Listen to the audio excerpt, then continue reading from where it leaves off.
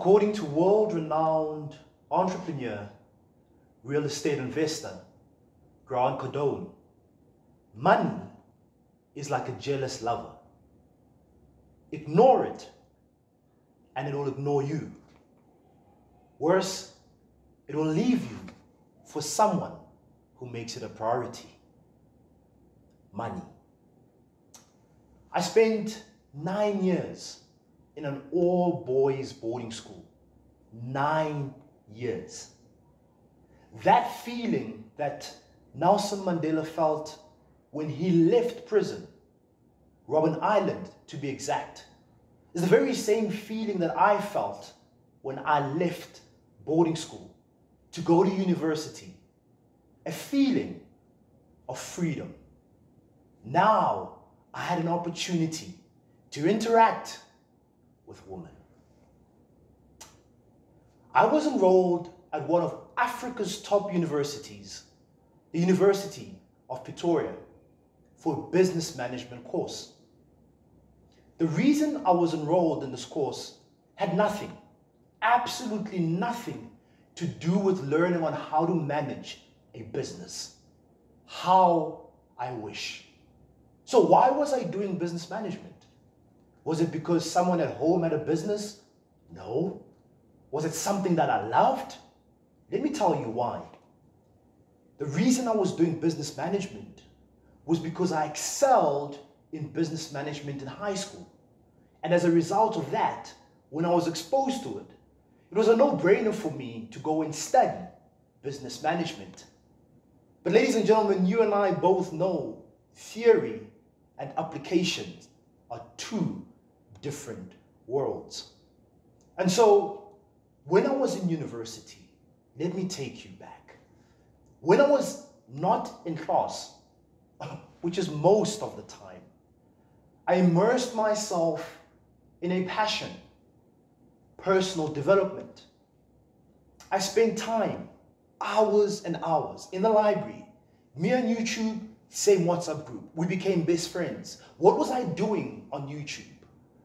Researching, observing, imitating world-renowned speakers, motivational speakers, business speakers, researching and trying to find out what is it that they do on a daily basis, what sets them apart. I came across the likes of Vusi Temegwayo when he was still giving his incredible world-renowned keynote, Black Sheep.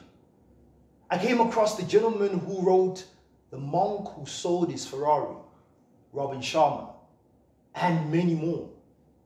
I would spend time in the library, imagining, seeing myself on the stage, speaking to a multitude of people. About what? I don't know. To who? I didn't care.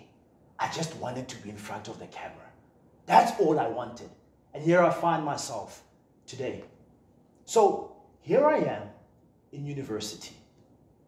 There was a study that was done. And this study showcased that the #1 fear in the world that people had at that time was public speaking. And the second was death. Therefore, at a funeral, people would rather be in the casket than making the eulogy. Thank God, this was a fear that I confronted while I was in university. And so I spent time developing and growing this skill, the skill of public speaking. I spent time researching and developing this craft because I wanted to be on the stage. And so while I'm at university, I was very intentional about building my story, building my brand, and building an audience. And so everything that I was doing was around my story, my brand, and an audience. I just wanted to be on stage to get better at this craft.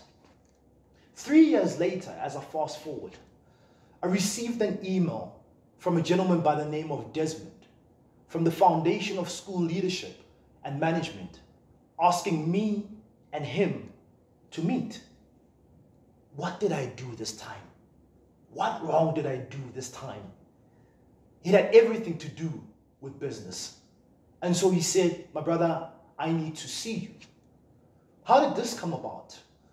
I'd spent the first couple of years in university on the platform. I remember the first year or two, I did about more than 100 talks. And 80 to 90% of those talks were for free. And one of those talks led to me being on stage, speaking to teachers, empowering teachers, sharing with them the importance of what they do and the value that they bring into our lives. And he happened to be in the audience. I learned this from my mentor.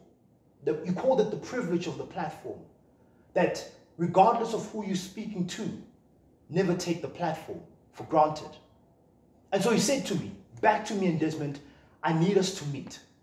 I need us to meet in Rosebank at a restaurant called Furnos. Me from Soweto, the southwestern township, in the township, here I am going to a meeting, right, in the suburbs. And I'm in Pretoria, and so I get onto the Gautrain, and it takes about 30 to 45 minutes from Pretoria to Rosebank. Firstly, I'm running late. Secondly, I'm dressed in a suit that is twice my size. Because I was told that, you know, when you're wearing a suit, you look like you have money and you are moneyed. So I needed to dress the way I wanted to be addressed. Thirdly, I'm getting to this meeting and I'm late. It's my first meeting and I'm late. Talk about a first impression. So I arrive at this meeting and we sit down. He asks me how I am. He can see I'm shaking, man. I can't stop moving around.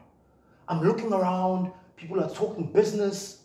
And before we get straight into the meeting, Desmond asks me, what would you like to drink? I softly said, water. But my heart was pleading for a cold, black, Carling Black Label, a beer. Don't ask me why, but that's what my heart was pleading for. And so the waiter looked at me, smiled at me, and went to go and get me water. Why did I say water and not what my heart was pleading for? Come on. It was not even 12 o'clock yet. I'm sure Desmond was going to think, this guy that I want to go and do workshops is having a beer at 12. There was a brand I needed to protect. And so I asked for water. The meeting got away. And on the table was a white document and a pen next to it. I looked at Desmond. I looked at the document. I looked at Desmond. I looked at the document. And I kept asking myself, what is on this document? So here was the opportunity that Desmond was presenting to me. Foundation of School Leadership and Management, as well as Ekurhuleni North District, wanted me to facilitate 21 workshops in Tembisa, Benoni, and Davidton with teachers. Me. I thought to myself, what am I going to say? 21 years old, and here I am, given this incredible, life-changing opportunity. And so Desmond then took the contract and gave it to me. And he said, I'm going to give you a couple of minutes to go through it. I went through the contract. I went to the first page. On the first page, as I looked at the first page, my eyes got bigger. Why? I saw an amount. An amount that made my heart beat faster. I looked at it once. I looked at it twice. The amount was 10,000. I'm 21 years old, from Soweto, the southwestern township. This is money I've never seen before. And so I'm reading through this contract. But you know, when you read through a contract, but you're not reading it, but you're reading it. And then you make a facial expression that makes it seem to the other person that you know what's written. but you're just going through it. And here I am initially, sign SM, next page, SM, next page. And he looked at me and said, are you happy? Oh, I said, yes, I'm very happy. I signed the contract. Why did I sign this contract? I didn't sign the contract because I understood the entire contract or what was required from me. I signed the contract because of the money. That's my honest answer. I signed it because of the money that I was going to receive for the service that I was going to provide. You're asking yourself, so how much was it? The value of the contract was 100,000 Rand, around 100,000 Rand. And, you know, in football, you call it a signing on fee. This is the amount that you receive before you start playing. So there was an amount that I was going to receive before I started providing the service. And that amount was 10,000 Rand. I signed. I just couldn't wait to get home. And so the meeting ended. I was happy. Desmond said to me, Sbu, expect to hear from me in the next few days. I walked to the Gautrain to catch the Gautrain back to Pretoria. As I was sitting in the Gautrain, smiling from left to right, people looked at me and thought, what's up with this guy? He's speaking to himself, he's smiling. There I was, thinking of how I am going to spend this 10,000 Rand. I felt like a millionaire, man. I remember walking out the Gautrain in Hatfield, and there was something that was missing. So here I am imagining this. There's something that is missing. I just felt like, you know, I don't have bodyguards around me to protect me. As I walk from the Gautrain back to campus, I felt like a millionaire. How am I going to spend this 10,000 Rand? How am I going to use it? And so I got to campus and I started thinking about it. In the next few days, I'm going to receive 10,000 Rand in my account. My goodness, I was not ready. Was the money ready for me? I am not sure. A few days later, I received a notification on my phone, 10,000 Rand deposited into my account. Oof. Oh my goodness. It's just that, you know, I'm a very reserved guy. But if I was not reserved at that time, I was going to stand up and shout and tell the whole world what had just happened. And so I called my friends. I said, guys, let us go and celebrate. Tonight is the night. It's on me. I told my friends to get ready. We ordered an Uber. The Uber took us from Hatfield, and it took us to a club in Sunnyside called Kofi. And we arrived at this club. So the guys allowed me to come out first. These guys are clever because they knew that I was the guy with the card. And as I walked through this club, I looked around left, right, and these gentlemen were drinking very expensive whiskey. And I thought to myself, even me, I can buy this whiskey. I mean, I've got the money. And there I was, as I was walking through, I felt invincible. My friends are walking behind me, and we are ushered to a table by the waiter. Quite interesting that when you've got money, people treat you differently. And so we sit on the table, and they ask us, gentlemen, what would you like to drink? Gents, don't worry. We are celebrating tonight. It's on me. And so the gentlemen order what they want to order. And as I look to my right, there are three beautiful women. I don't know if those women were beautiful or I had a little bit too much at that time. But anyway, hey, it was time to celebrate, right? Business, reinvesting, money, no. And so I called them over, and it was a party. I remember at one point I was dancing. Now, I don't know how to dance, but I was told that night I knew how to dance. And they were cheering me on, man. They were cheering me on. I don't know if they were cheering me on because they were genuine about it and I knew how to dance, or they knew that I was the person who had to sign. Either way, it was a night of celebration. And so the bill came. And when the bill came, I looked at the bill and I signed and I swiped. It was a lot of money on that night. But I mean, I was like, it's my night. It's a night of celebration, you know. Me thinking about the business now, that doesn't matter. Let's celebrate. Let's have fun. Now, the reason why I was so reckless with money was firstly because I'd never been taught about money. Secondly, because I'd never planned on how to use this money effectively, right? The following words were foreign to me, entrepreneur, but they were a love language to money. Let me repeat that. The following words were foreign to me, but were a love language to money. Reinvesting, foreign word, but a love language to money. Budgeting, hey, there was a song I used to love back then. We don't ball on a budget. Budget for who? A foreign word to me, but a love language to money and business.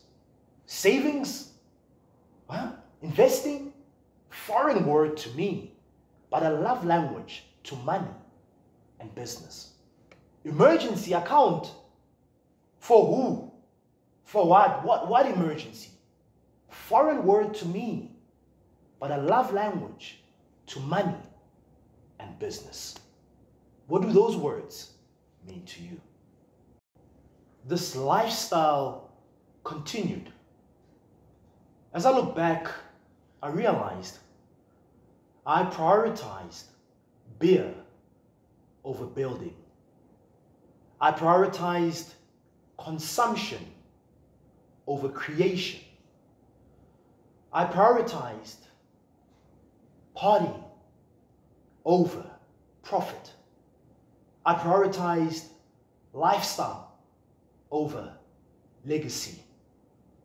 A few months later, the money had depleted. So an accountant comes to me and says, where did all this money go? How did you spend all this money? To be honest with you, I cannot show you where I spent it. Some I gave to friends, because I was living like a king. Reckless, without a vision, not looking after the business, not looking after what looked after me, not reinvesting back into the business.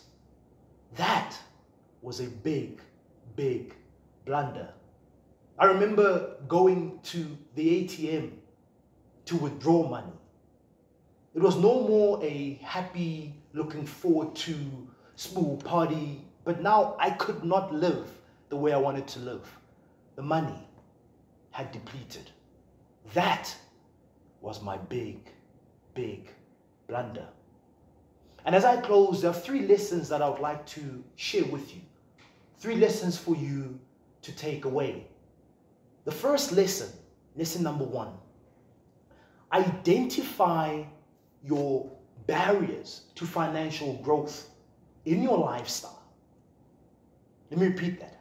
Identify your barriers to financial growth in your lifestyle. Your lifestyle is a way that you live. What is it that's stopping you to get to the next level? And once you've identified those barriers in your lifestyle, please, entrepreneur, fall in love with the love language of money and business. That love language is reinvesting. That love language is budgeting. That love language is saving and investing. That love language is having an emergency account.